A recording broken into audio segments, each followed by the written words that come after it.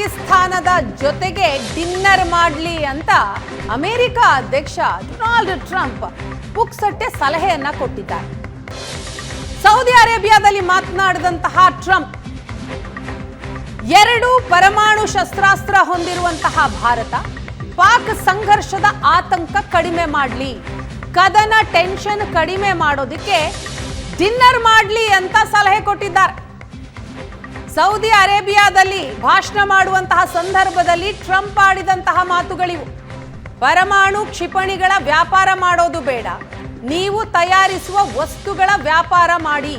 ಉಭಯ ದೇಶಗಳ ನಾಯಕರು ಶಕ್ತಿಶಾಲಿಗಳು, ಎರಡು ದೇಶದ ನಾಯಕರು ಒಳ್ಳೆಯವರು, ಬುದ್ಧಿವಂತರು, ಎಲ್ಲವೂ ನಿಂತಿರೋದು ಒಳ್ಳೆತನದ ಮೇಲೆ. ಒಳ್ಳೆಯದೇ ಆಯಿತು, ಇದು ಕದನ ವಿರಾಮ ಆಗಿದ್ದು ಅದು ಹಾಗೇ ಇರಲಿ ಅಂತ ನಾನು ಭಾವಿಸ್ತೇನೆ. ನನ್ನಿಂದಲೇ ಕದನ ವಿರಾಮ ಜಾರಿಯಾಗಿದ್ದು, ಅಣ್ವಸ್ತ್ರ ದಾಳಿಯಿಂದ ಲಕ್ಷಾಂತರ ಜನ ಸಾಯ್ತಾ ಇದ್ದದ್ದನ್ನ ತಪ್ಪಿಸಿದ್ದೇವೆ. ಈ ಕದನ ವಿರಾಮ ಹೀಗೆ ಮುಂದುವರೆಯಲಿ. ಸೌದಿ ಅರೇಬಿಯಾದಲ್ಲಿ ಭಾಷಣದ ಸಂದರ್ಭದಲ್ಲಿ ಟ್ರಂಪ್ ಹೇಳಿದಂತಹ ಮಾತುಗಳಿದು. Just days ago, my administration successfully brokered a historic ceasefire to stop the escalating violence between India and Pakistan. And I used trade to a large extent to do it. I said, fellas, come on, let's make a deal. Let's do some trading. Let's not trade nuclear missiles. Let's trade the things that you make so beautifully. And they both have very powerful leaders, very strong leaders, good leaders, smart leaders. And it all stopped. Hopefully it'll remain that way, but it all stopped. I was very proud of Marco Rubio and all of the people that worked so hard. Marco, stand up. What a great job you did on that. Thank you, J.D. Vance, Marco. The whole group worked with you, but it was a great job.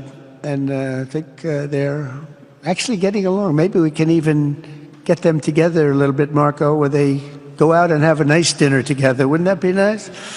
But we've come a long way, and it could be, millions of people could have died from that conflict that started off small and was getting bigger and bigger and bigger by the day. Shashishekhar, ನಾವು ಗಮನಿಸ್ತಾ ಇದ್ದೀವಿ, ಕದನ ವಿರಾಮವನ್ನ ಜಗತ್ತಿಗೆ ಹೇಳೋದ್ರಿಂದ ಹಿಡಿದು ಇಲ್ಲಿಯವರೆಗೂ ಪುಕ್ಸಟ್ಟೆ ಸಲಹೆಯನ್ನ Donald Trump ಕೊಡ್ತಾ ಇರೋದು. ಅಂದ್ರೆ ನಾನೇ ಶಾಂತಿ ಸ್ಥಾಪಕ ಅಂತ ಹೇಳೋದರ ಮೂಲಕ ತನ್ನ ಬೆನ್ನನ್ನ ತಾನೇ ತಟ್ಕೊಳ್ತಾ ಇದ್ದಾರೆ ಟ್ರಂಪ್. ಡೊನಾಲ್ಡ್ ಟ್ರಂಪ್ ಮೊದಲ ಬಾರಿಗೆ ಭಾರತ ಮತ್ತು ಪಾಕಿಸ್ತಾನದ ಮಧ್ಯೆ ಕದನ ವಿರಾಮ ಆಗಿದೆ ಅಂತ ಟ್ವೀಟ್ ಮಾಡಿದವರು ಡೊನಾಲ್ಡ್ ಟ್ರಂಪ್. ಆಗಿನ್ನೂ ಭಾರತ ಕದನ ವಿರಾಮದ ಬಗ್ಗೆ ಚರ್ಚೆ ಪ್ರಸ್ತಾಪ ಯಾವುದೂ ಕೂಡ ಆಗಿರಲಿಲ್ಲ. ಆದರೆ ಯಾವಾಗ ಡೊನಾಲ್ಡ್ ಟ್ರಂಪ್ ಟ್ವೀಟ್ ಮಾಡ್ತಾರೆ, ಅದಾದ ನಂತರ ಮಾರ್ಕೋ ರೂಬಿಯೋ ಟ್ವೀಟ್ ಮಾಡ್ತಾರೆ, ಅಮೆರಿಕದ ವಿದೇಶಾಂಗ ಕಾರ್ಯದರ್ಶಿ, ಆ ನಂತರ ಭಾರತದ ವಿದೇಶಾಂಗ ಕಾರ್ಯದರ್ಶಿ ವಿಕ್ರಮ್ ಮಿಸ್ತ್ರಿ, ಹೌದು ಎರಡೂ ದೇಶಗಳ ಮಧ್ಯೆ ಒಂದು ಪರಸ್ಪರ ಒಪ್ಪಂದ ಆಗಿದೆ ಅಂತ ಹೇಳ್ತಾರೆ. ಭಾರತ ಈವರೆಗೂ ಕೂಡ ಇದನ್ನ ಕದನ ವಿರಾಮ ಅಂತ ಹೇಳ್ತಾ ಇಲ್ಲ. ನೆನ್ನೆ ಮೋದಿ ಕೂಡ ಮಾತನಾಡ್ತಾ ಅಲ್ಪ ವಿರಾಮ ಅಂತ ಹೇಳಿದ್ದಾರೆ.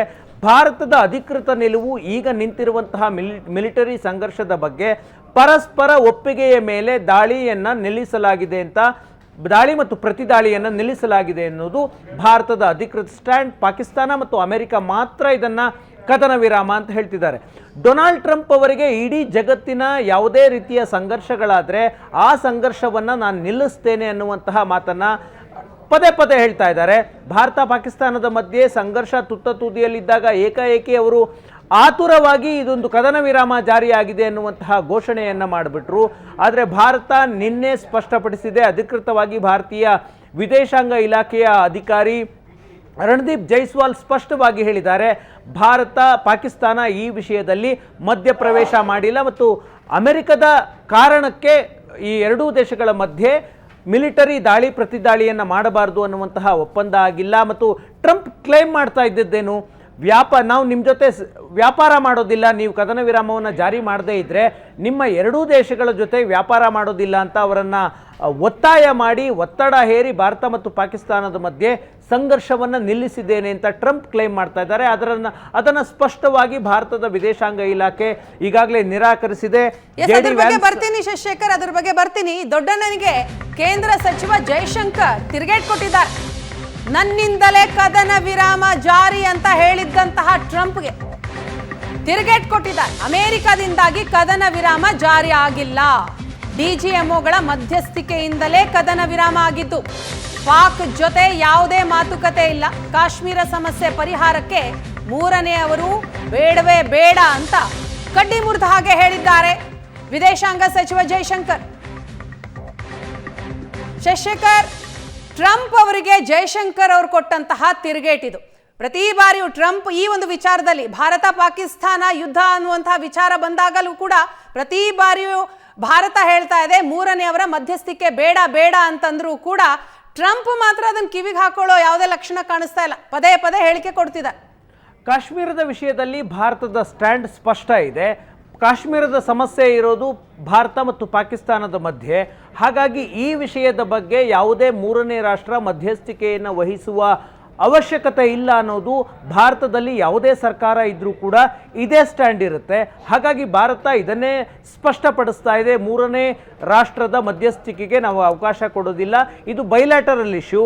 ಎರಡೂ ದೇಶಗಳು ದ್ವಿಪಕ್ಷೀಯವಾಗಿ ಸಭೆ ಮಾಡಿ ಇತ್ಯರ್ಥ ಮಾಡ್ಕೊಳ್ಬೇಕು ಅಂದರೆ. ಆದರೆ ವಿವಾದ ಇರೋದೇನು?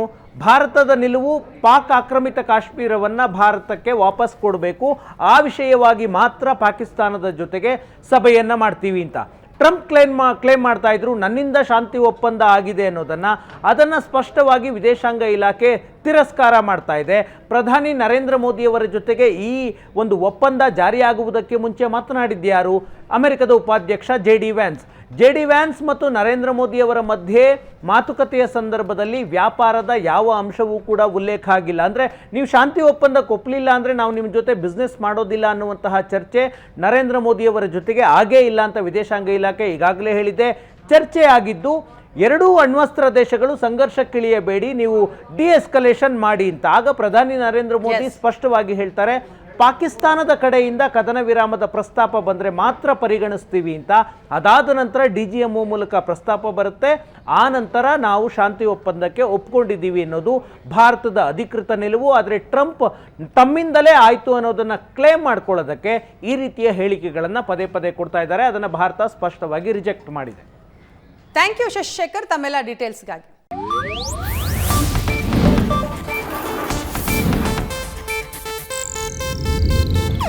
ಇದು ಏಷ್ಯಾನೆಟ್ ನ್ಯೂಸ್ ನೆಟ್ವರ್ಕ್ ಪ್ರಸ್ತುತಿ.